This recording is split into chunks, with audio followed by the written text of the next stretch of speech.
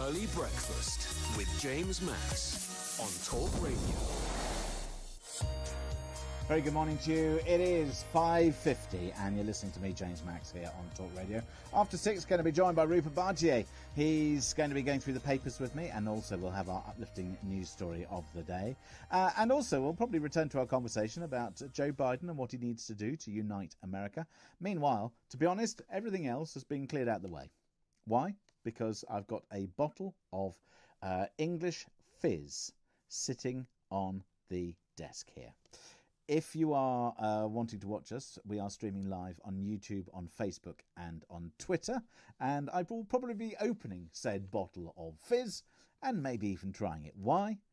Because it's probably going to be delicious. It's the first time I will have tried their single estate rosé. And it's time to welcome back Susanna and Douglas, Susanna Busi Jacobsohn and Douglas Jacobsohn, who are the founders of Busi Jacobsohn. Very good morning to you both. Good morning, James. Good morning. Yeah, thank you very much indeed for joining us. So, people might think, hang on a second, Busi Jacobsohn, it doesn't sound like the name for an English fizz, but it is, isn't it? Yes, it is.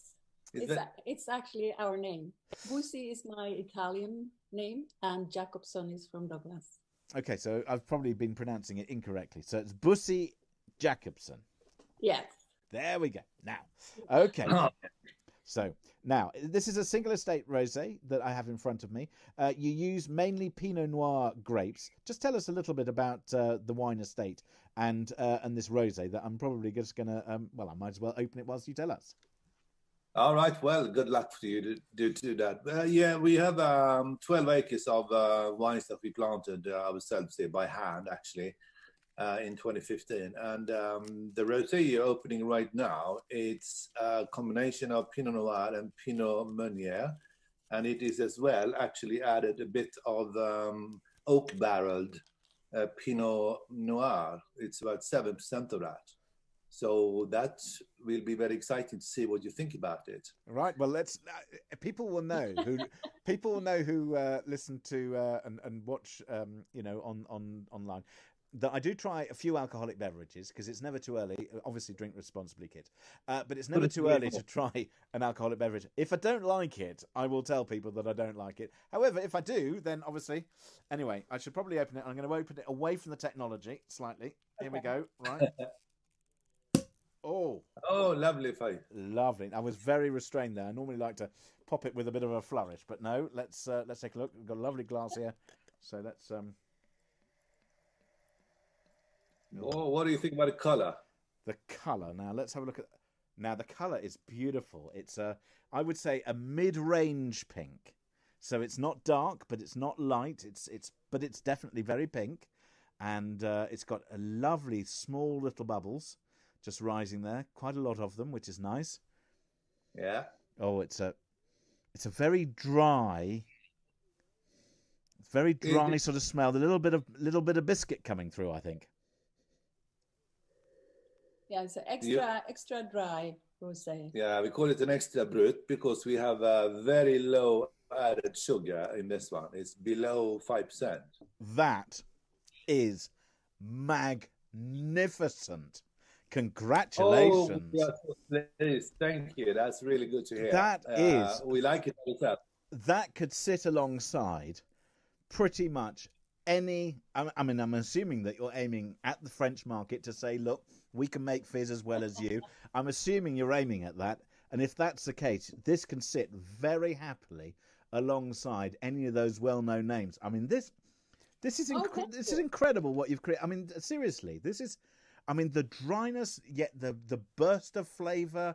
It's quite a sort of sophisticated thing. It doesn't evaporate the taste. It stays in the mouth quite a long time. That's wonderful.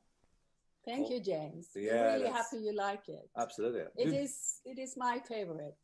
The last time I tried some of your fizz, I then decided to get in touch with you as I did because I wanted to buy some, and there've been a few bottles consumed during lockdown, just simply because I liked it so much, and I just thought that what you've created is fantastic.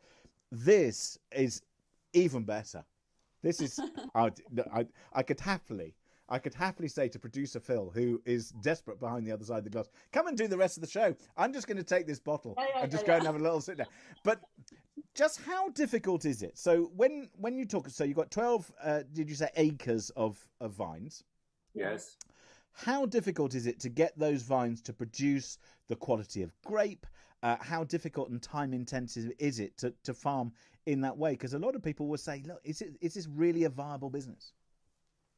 Well, it's hard work, that's for sure. But the climate in this country has become, I mean, irrespective of what we see right now outside the window, very suitable for growing wine, which is used for particularly fizz, sparkling wine.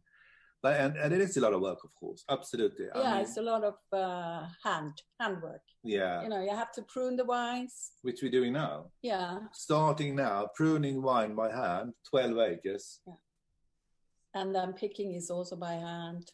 Everything is by hand. Yeah, actually. But I think the secret behind our wine, if we can say that, is that, of course, this is a single wine estate, meaning that we don't buy any grapes from anyone else. We only use the best grapes that we have, and sometimes we do sacrifice grapes on the wines, which we don't think is good enough. So we only use the top of the fruit that we produce ourselves, and it is hand and heart and brain caring for our vineyard all the time, and it's a full-time job, and we are out there from basically starting now in pruning all the way until October. I can imagine it's a very, very long old job. How many bottles do you produce a year?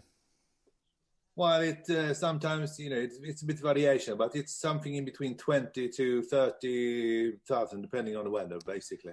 Perfect. There we go. If people want to find out more about you and your vineyard, and indeed this, beautiful. If they want to find out more, maybe they want to order some, where do they go?